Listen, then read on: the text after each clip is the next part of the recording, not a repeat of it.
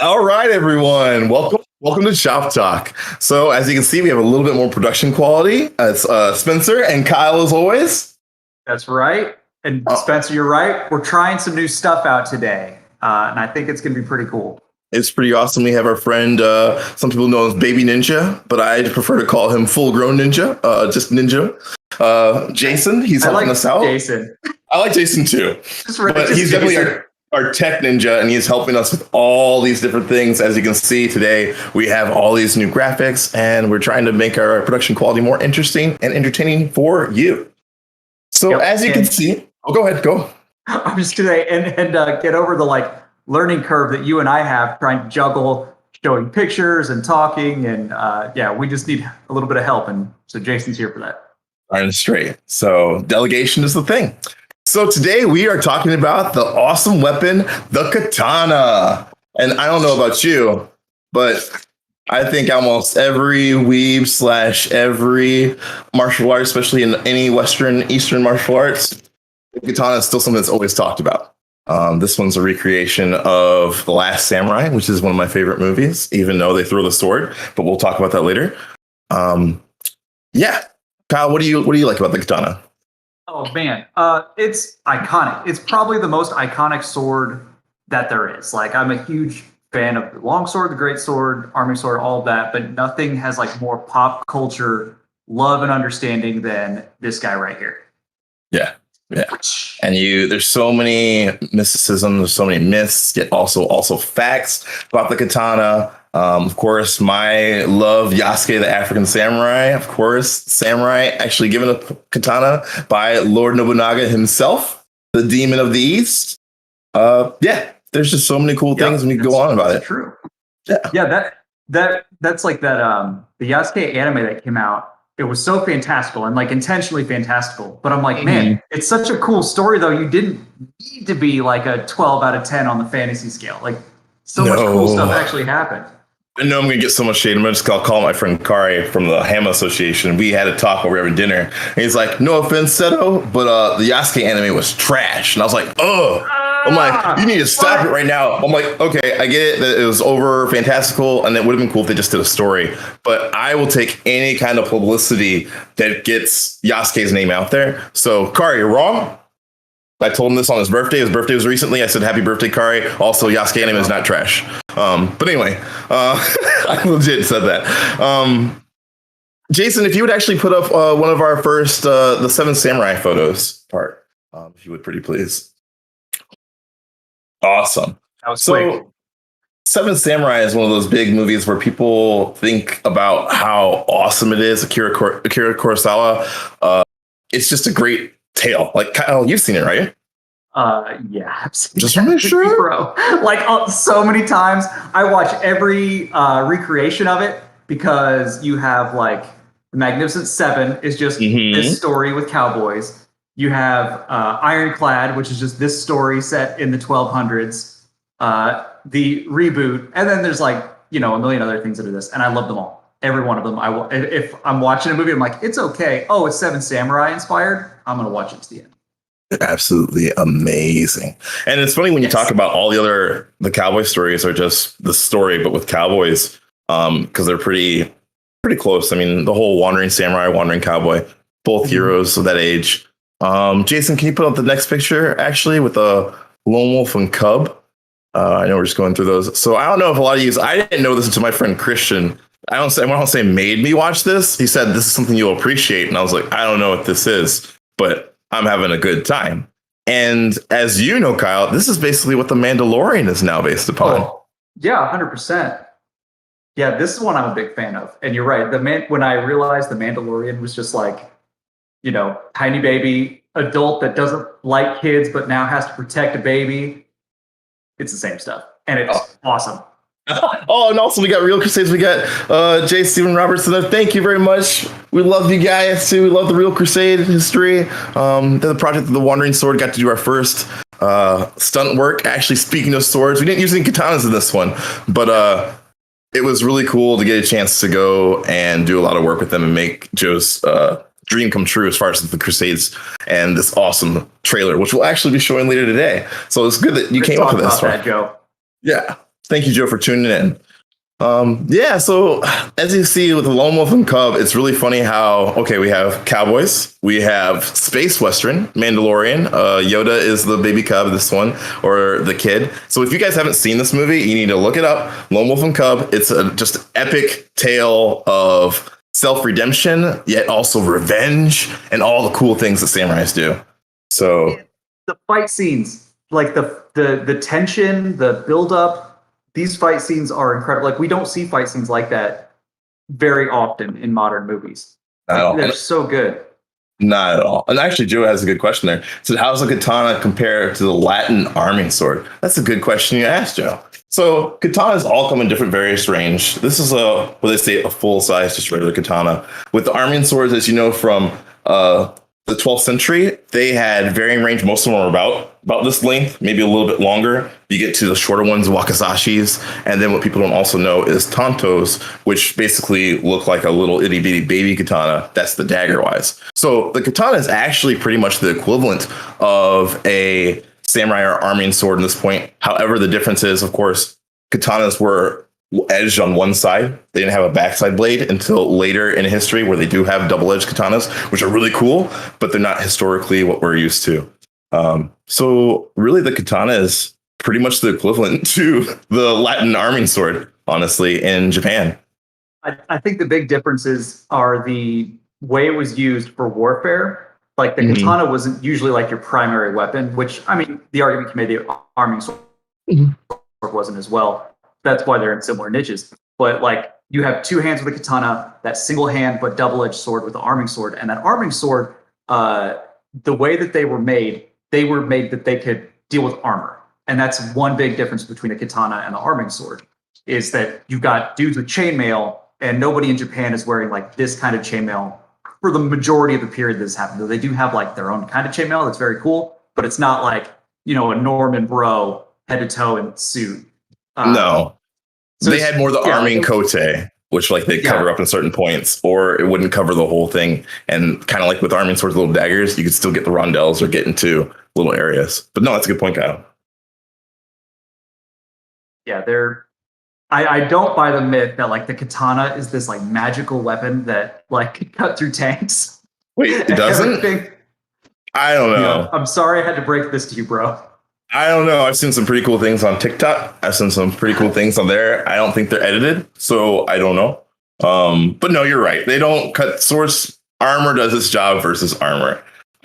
Unless you have the force, you're finding weak links. Sword just can't cut through steel and everything.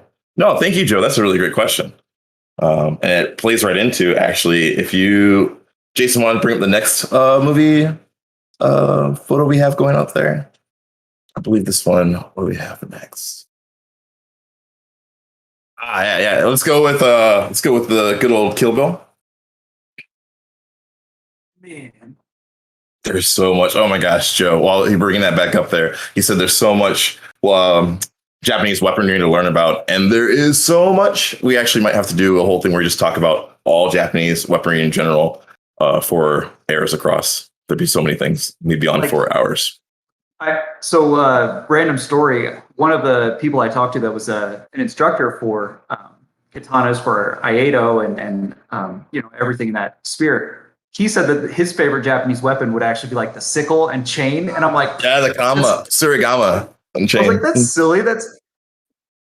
Oh, my camera froze. I'll reload it. That's all right. But the surigama, the sickle with chain, is one of the coolest weapons, and I actually had a chance to mess around with that when I was in New York with my friend Ryu. Yep, you're back on. There you go. So it's really interesting. So is Kill Bill historically accurate? No, it's not historically accurate, but it's fun. It's an interesting romp. And also William Rain, thanks for joining us. Good to see you, my friend. My train's like time to train. I'm like, not right now. It's really funny as katanas research. Of course, you think about the 70s and the 80s where you had the whole ninjas everything. Kyle and I talked about this the last time we were working out. I'm like, do you remember the movie Three Ninjas? And he's like, do I? And I proceeded to quote like 6 quotes from that movie that I haven't seen since 1993 or whatever. It's just the whole ninja, what's the word? Ninja, I don't want to say fanaticism. I don't want to say just the ninja rush of people just being like ninja movement. Yeah, the ninja movement rooted itself, and you got to see it come back a little bit more with Kill Bill when they have Una Thurman, and she takes on the Crazy 88, which I assume is actually 88 people with a single katana. And I'm not going to spoil it for anybody, so spoilers, you should go watch it. But then I know it's like 20 years old or 30 years old. I don't know how old it is now. Anyway, it's really awesome. It's a great fight scene. You're making me feel old. It came out in 2004, I think. Oh, no. Oh, yeah. Well, you are old. It's all right. We're all old. We're young at heart. So, you know what? I've been thinking about this movie a lot lately because she fights in the Crazy 88, the character Go-Go, who has the chain and like the ball with the razor blades on it. And I've been learning the rope whip and meteor hammer lately. It's been my thing. And so I'm like, someday I'll be as good as that Japanese schoolgirl that murders all those people. Like that's my bar. I mean, that's a pretty high bar. That's a pretty high bar. But it's actually, when you talk about the Kusarigama and then you have the chain and the meteor whip, that's interesting because if you have, I forget the fight, it wasn't Hattori Hanzo, that's the ninja, with Musashi versus the person with the Kusarigama, that is an awesome duel where the chains used to catch up the sword and the katana, and Musashi has to like bind up and everything while the guy comes with the kama. It's really cool. We'll have to find actually, it's interesting.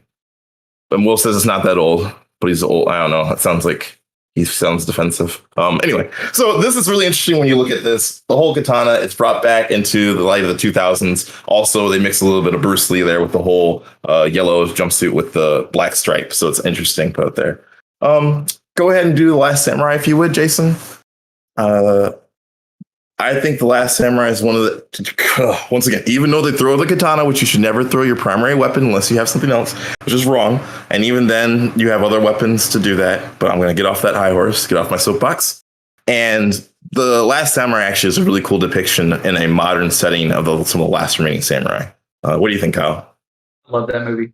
I rewatched it during the COVID lockdown. It's like, I was surprised how well it held up and how much I liked it still.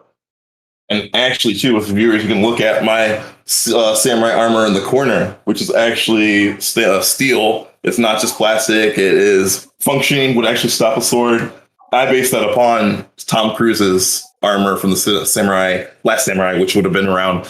It's more almost the end of the 1500s. But it was still something that was seen. And when you get to like the last couple of years of the samurai or generations, the armor looked predominantly more around that because it was more maneuverable. And I think it's the best for most sport fighting, even though I haven't fought too much with that one. This movie takes place like post-US Civil War. So that's one of the crazy things is like we invented Gatling guns and we're using them on each other at this point. And they're like still like, how do we develop our samurai armor and our katanas? It's just like a big cultural jump right there.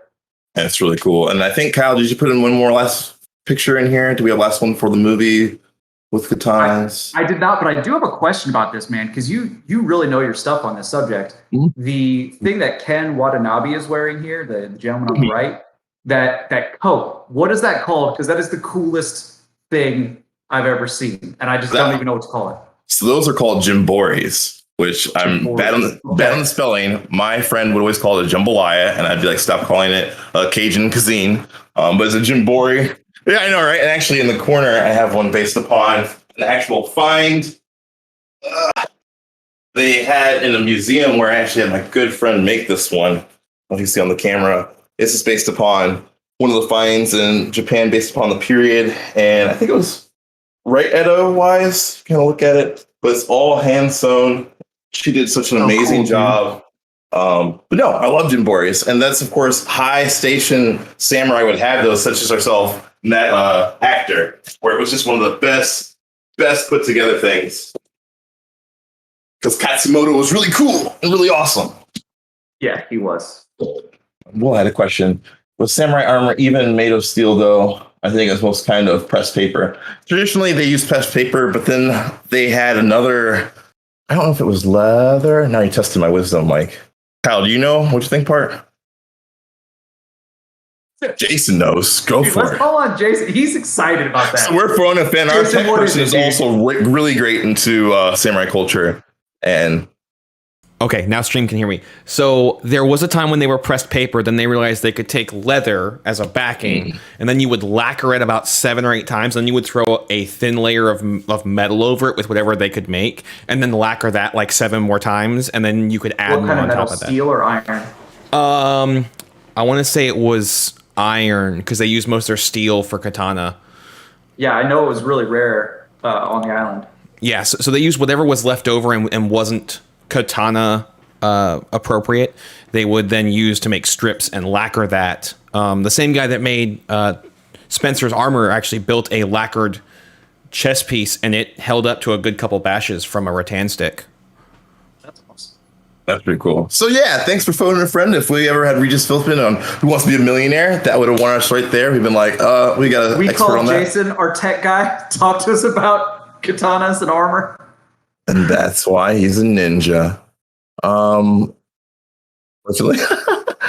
Jason, did we have one more photo in that folder, I believe?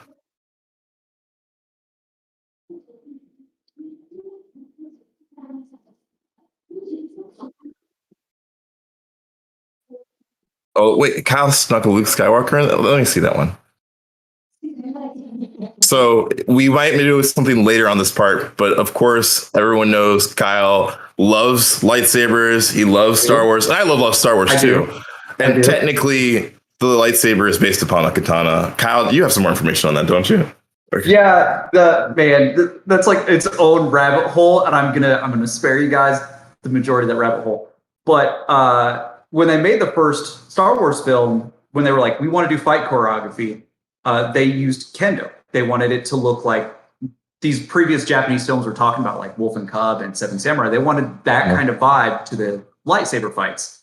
And so when you look at that, like, it's kind of boring to our modern eye, but that fight between Obi-Wan and Darth Vader, they are in kendo stances. They're using kendo moves, and it looks like sport kendo. And that was the idea, that they wanted the katana to operate like that, because it came from a real sword many generations ago, back when the galaxy far away. Yeah, switched from swords to lightsabers in their made-up history. I mean, it's an elegant weapon of the past. But anyway, we won't go down that rabbit hole. Kyle snuck that in there, but that's okay. I did. I like lightsabers. Maybe we'll go down this rabbit hole in the future.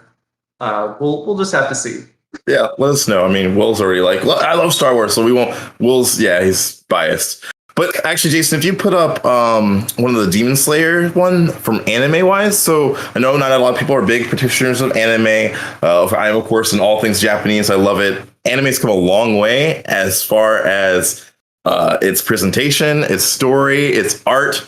Demon Slayer is one of this beautiful one. If you haven't checked it out, where they have all this whole art style on swords. Like when they pulled out the sword, they do this flowing water art style. It's just beautiful. Yeah. Spencer, you got me watching this anime. I don't know if you remember that. You had me and my wife, and you're like, you just got to watch this, and we watched all of it. It rules.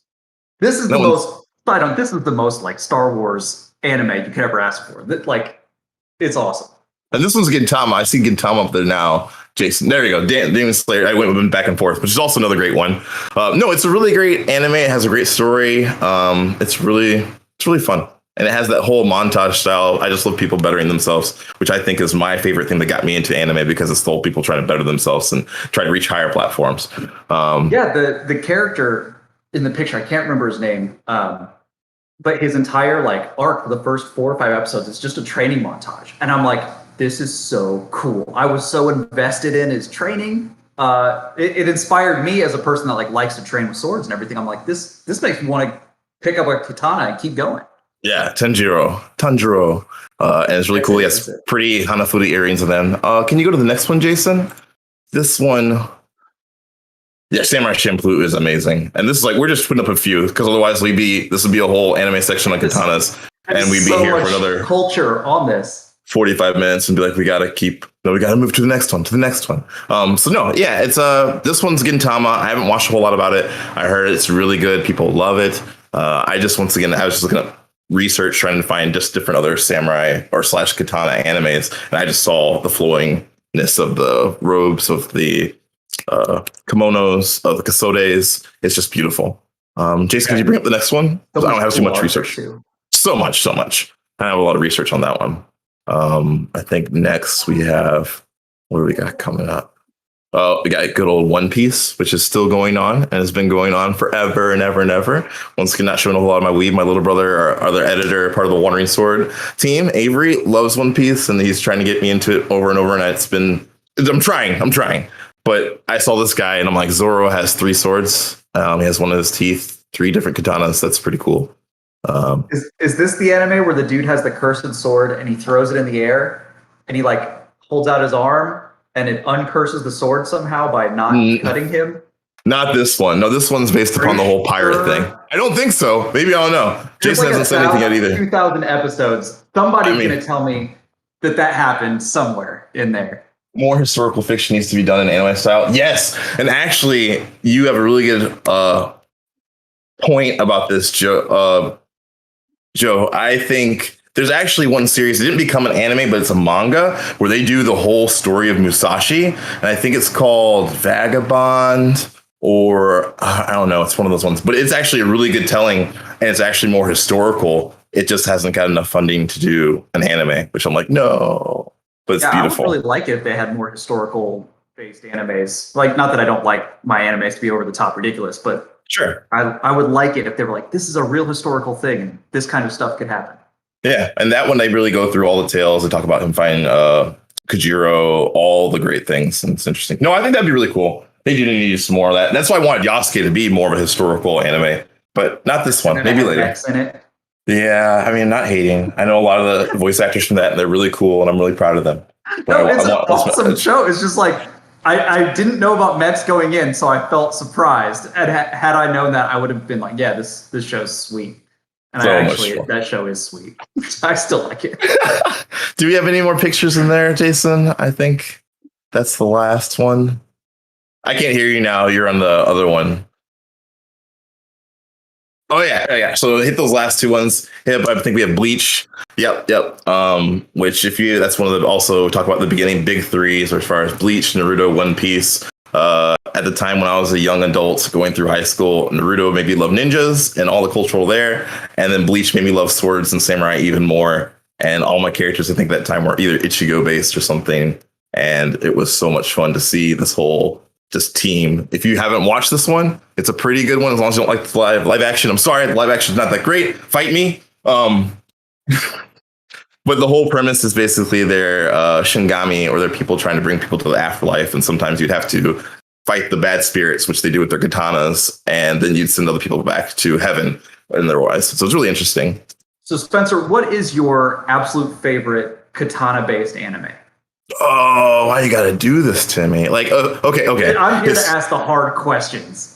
Historically, and trying to be a shred of historical, at least what I can think about right now, I'd say Samurai Champloo, because that's a interesting kind of romp through Japan. They have fight styles. Well, actually, we're all really good. There's a little scene where we'll play from that, where Mugen, the really cool guy, he's kind of more of a breakdancey kind of just in your face style, whereas Gene is more of a historical swordsman who learns all these things. And he's very different, more flowing and little movement. So I think Samurai Champloo is my favorite for that. And then honestly, for fun, it'd have to be Bleach, because it was just so cool to have all these different captains, all these things going on. You have the underdog, even though they jumped the shark.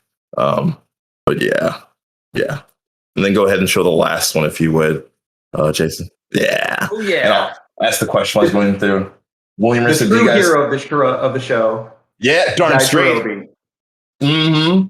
You guys touch on the infinite debate of katana versus every other sword in history.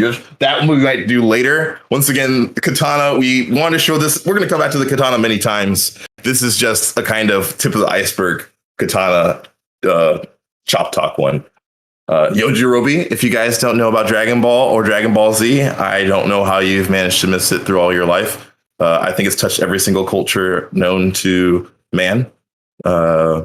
Multi-generational. Interesting stories. It's goofy. I love it. Training montages. This guy here is one of Goku's friends from an early age, and actually was a foil and a heel back in Dragon Ball. And he saves the day against this super person that they would have just died and lost to. And he just cuts the tail with his katana and then runs away. So it's kind of interesting. I absolutely hated this character when I was into Dragon Ball. It was horrible. It wasn't that great. I was like, he's so weak and stupid and claiming to be so strong. And then they have Hercule, who's that times 100. Yeah, it's interesting. It's satire. As we know, Dragon Ball was supposed to be a comedy, and Dragon Ball Z became what it is now. So that's interesting. If actually want to go back to history just a little bit, bring us up some of the historical images before we get to some of our photos. Yes, please. Yeah. So a lot of these, Spencer, came from museums. I was cruising through those earlier, and I'm like, I want to show like not just show like museums that are or katanas that are for sale in modern day, but like museum finds.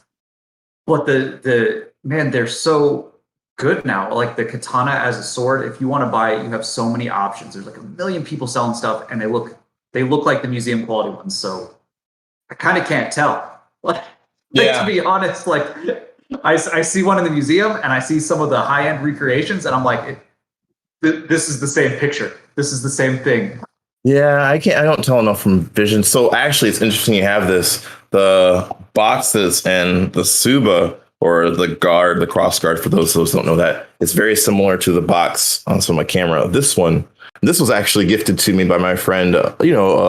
Luder, not Uller, but Luder gifted this to me. Says he worked at a car factory. I don't know if it was Honda or something, but one of his friends and coworkers gave this to him. But he's all Vikinged out, and he does Viking so much. He's like, I don't know what to do with this. I want to give this to you. And I'm like, oh, I know it is super cool. So that part accuracy in that little box there, it gives it that much more accuracy to me. I don't know. And of course, I still can't read Japanese yet. Something I'm working on. Which when we go to Japan for Yasuke eventually, we'll have to bring around my friend Ryu, and also bring Jason as well as the whole Wandering Sword team, because we'll need people to carry our stuff. I mean, work for us. I mean, help us. So it'll be a good time. Want to go and hit the next one, Jason? Pretty please. Oh yeah. So this one, I believe it's Edo period. You think, Kyle? Yeah. This one was in an Edo period museum and labeled as such. The hand wrap is totally gone on it, which is kind of cool. You can see. Oh no, it's the shark skin or The race skin bandit. I forget the name of what's there. Yeah. So the race skin's still on there, but doesn't have its wrap, like you said. And actually, one of the kind of some redoing, I took it off. It's really cool to actually see them go through the process of making that. Oh, and that box is beautiful. Wow. That's super cool. And there's so much intricate work on the Suba too. It really is. This is super crafty. And that's why it's interesting when you think about modern works of arts. One person didn't necessarily make the whole thing from head to toe. They got the iron from the workers from the mines that they knew it was a well-made iron. They put it together. They spend the whole time, the whole forging process. We could talk a whole show on that. It's so interesting. And yet then the Suba would be made by a different person. So a lot of crafts people put their work into that. In Europe, you would see scabbard makers was its own profession. But most of the sword, the pommel, the hilt was usually all made by the same guy or team of smiths. That's a good point. So Jason, could you do the next one? In Europe there. No, definitely. No, a little bit. Jason, could you do the next one, pretty please? Oh, and then William also said, interesting that it's anime, but it's so Chinese kung fu sometimes. Oh, as far as action and other things possible. There. But you can. Canon martial art. Oh, good old Street Fighter. More things in the future as well. Interesting. I'm not going to say any more. Oh, so now we got this one. We're looking at the katana. We're looking at right at the base of it, right before it meets the Suba. And you've seen the etch marks on there. Once again, I can't read it wise. Do you know what that said, Kyle? Or I don't. And I was going to ask you, like, is that like the maker's mark, like you would see in Europe sometimes, or would you like have an inscribed for prayer? Like, what kind of things did they put in there? So maker's marks most of the times were on. I actually have this katana that my friend Alexander Van Ness gave to me, which is a World War II authentic one. And I left a lot of the patina on there, but it's really cool.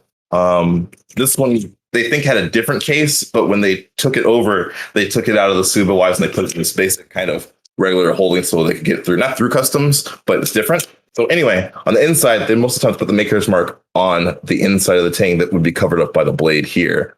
That's cool. Yeah, it's really interesting. Like I'm working on cleaning this one out completely. Now that one, I believe, and Jason, correct me if I'm wrong on some of the research I've been looking at, is more of either it's very actually European. Or we think about from history wise. I was just watching the Outlaw King, where on the handle or this part there is like lambs will become lions, or this part there. So it's Robin Hood, not. Oh, Robin Hood. Sorry, we watched so many Outlaw ones. It's a different Outlaw. So in Robin Hood, they put that Kree on the handle, but however, wasn't it in Arn? Did they put that on the sword too? Yeah, there's an inscription in Arn that's in hoc signo vinces. That's probably butchered Latin, but it means in this sign you shall conquer, or in this sign thou shalt conquer. It was a very common Crusades emblem. That's super cool. So my understanding from there, and we'll have to do some research so we can get back to you, that would be my guess. Something along those lines, like a saying. Yep, or a family name perhaps, or like that's okay, part like that could be. This belongs to the family of the Hojo clan or whatever clan it might be. But I'm sure we'll know in the comments as soon as this gets finished. Shin. Yeah. Yeah. Which is good. Like when we don't know, I would much rather like read the comments and be like, here's what it is. Oh, cool. Yes. Are there any more, Jason? Do we have one more in there? Ah, yes. If you play the museum piece. So this is a good one for Joe's question earlier, and your answer was like there was like a full set. This is just a picture of the full set. Oh, which is awesome. And they talk about the daisho set between samurai. You would only have two. Most of the time, it was a katana, regular size katana, and a wakizashi, which is the shorter. I don't actually have a good wakizashi anywhere in hand's reach right now. Or you could use a tanto. And the wakizashi, they talk about Musashi style had two full-size katanas, which is Naiten Ryu, which is I believe is Heaven and Sky or Sky Sword. I forget why. That was with two katanas. And then the daisho set wise were now this one we look at it, the one on the far left, that's a tanto. So that's one of the daggers we talked about. What's the difference between the tanto and the wakizashi? Just length. The wakizashi would be like more of a short sword, and tanto is just straight up like a dagger, or as we would know from European art, a rondelle, or gotcha, or a bollocks dagger. Misericord.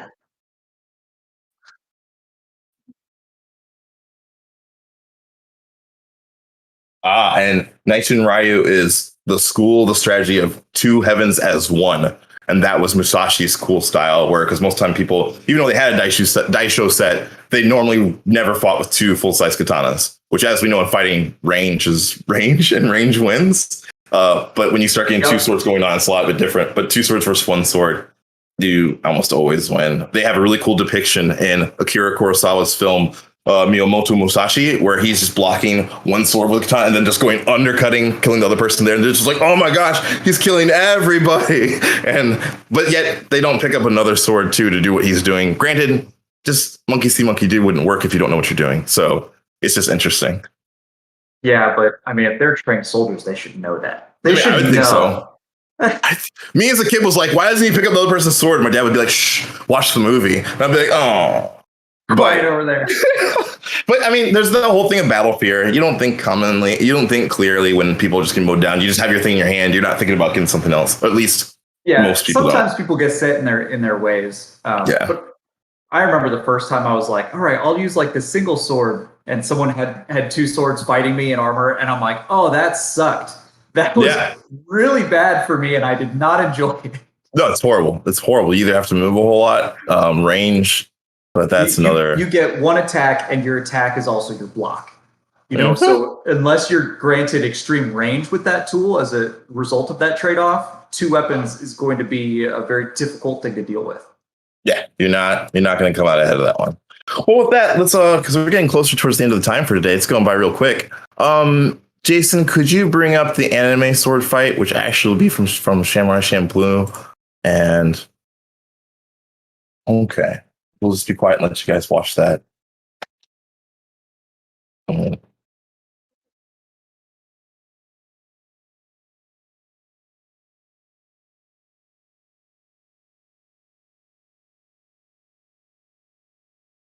cinematography is so great. it's absolutely beautiful. Like every shot frames it in such a cool way.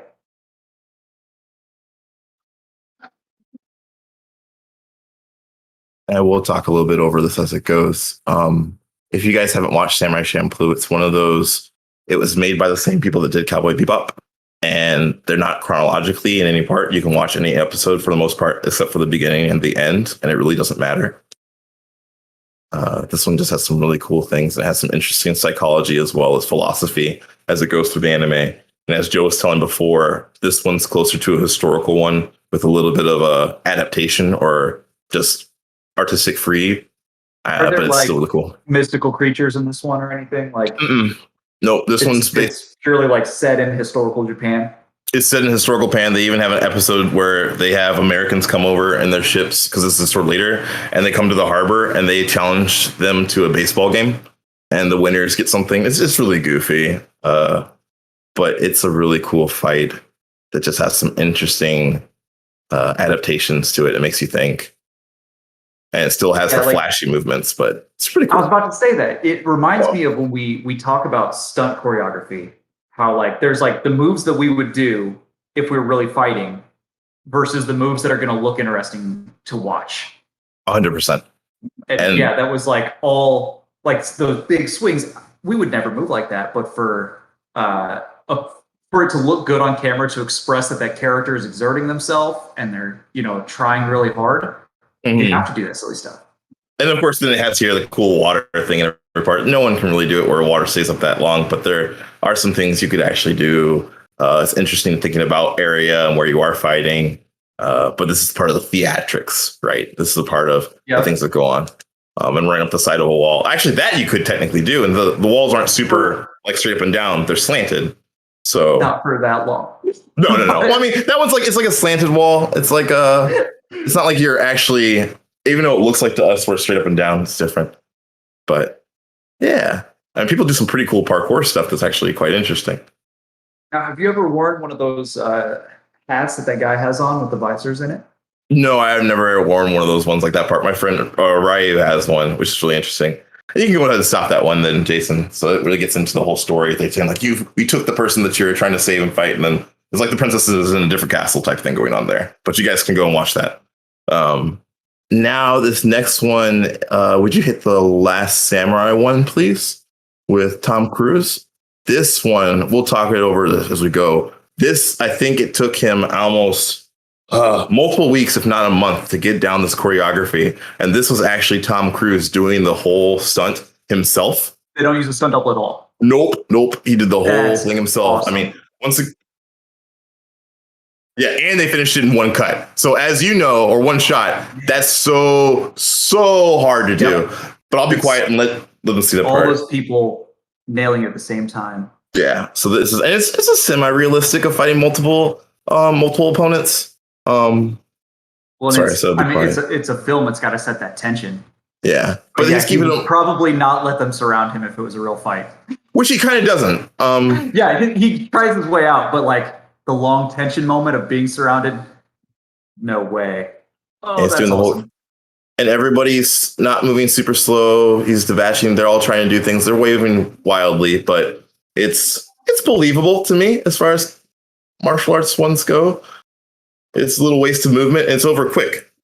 And then they do the whole kind of he thinks about all the things that happens as he's going through. So it's almost like that Sherlock Holmes type thing. Where now he's seeing it's after, like he's like, oh yeah, it really did happen that fast, which that's super realistic. Like how many fights have you had where someone hits you or you hit someone and then they ask you about it and you have to go, I did this, you did this, and then I did this to hit you. Mm-hmm. And of course, we're talking about, for those of you who don't know, in our sports fighting combat or armored combat, when you do a fight, and obviously we're not trying to kill each other with katanas or any sharp things, but we go through this fight and things happen. And it's all honor based because you're not actually trying to cut somebody. So you're thinking about it. You're like, what happened during that fight? You're like, well, you hit me in the side, but it wasn't hard enough. Or I didn't feel it. And you walk back the fight. And it's really interesting there where he did all these things and they had to make the choreography go right. And as we know, in the Knights of the Cross, which we're going to actually play after we play this last one, we use real swords in our choreography. And that's something that most Hollywood stunts, they're like, never use real swords unless you're 100% practice, which we are. I mean, all this together, we have about 70 years of martial arts knowledge, if not more. So it's a lot. Yeah, for us, you're absolutely right, man. It was about we know how to use swords, so it was about learning the moves that are going to look good on camera, not just what's going to take somebody out. So it's we're coming at it from that different angle than a lot of other choreographers do. Yeah, which is really cool. Go ahead and cue up the last one from Westworld. This is when they're doing Samurai World. So could you pause it for 1 sec? Any disclaimers to you guys? If you're squeamish at all, this one it's graphic. So if you aren't up for all that, just come back in 3 minutes and it'll be okay. But this is a really interesting fight where they have a person. I've never seen this one. Oh yeah, so I'll just be completely quiet. I'll let you just watch. But go ahead. You have to be quiet, man. I like your feedback. Team, we actually are probably in the hundreds, honestly. So yeah, getting that one. Yeah, I think it's really cool. The katana is an awesome weapon. Kyle agrees it's the best weapon ever made. That's it for the show today, guys. Thank you so much. I appreciate it. Of all time, undebatable. No. Oh, it froze. Oh, actually, so what about now? Our stream is unavailable now because suspended for policy violations. So I think the katana part, they didn't like that with the cutting thing. Yeah, we probably played that for too long. Yeah. Now we know. Now I found it. That's funny. I found it on YouTube.